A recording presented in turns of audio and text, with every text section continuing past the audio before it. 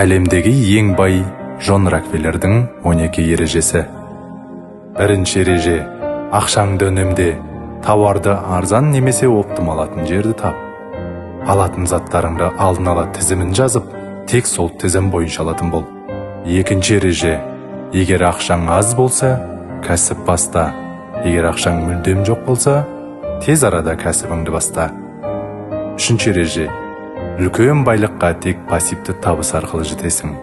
Ол табыс сенің қатысуыңсыз келетін табыс. Бірнеше пассивті табыс тап та рахатыңа өмір сүр.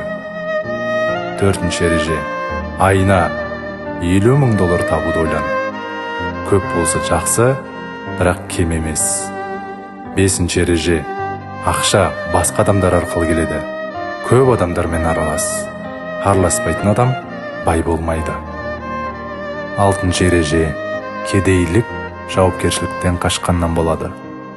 Арманыңа жете алмай қалғаныңа сылтау іздемей, дәл қазір арманыңа жетуге не кедергі? Сылтауыңа орын жоқ. Жетінші ереже: әлемнің ең бай адамдарының өмір баяны мен ойларын зертте. Сегізінші ереже: өз ортаңды түзе, тек позитивті ойлайтын, жеңімпаз адамдармен аралас.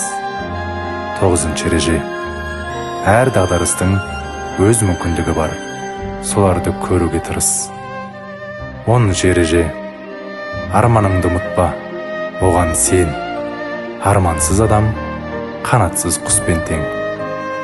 11-ші ереже: адамдарға еш қайтарымсыз көмектес, бірақ тек өзің қалаған адамдарға. Ол туысың болуы міндетті емес.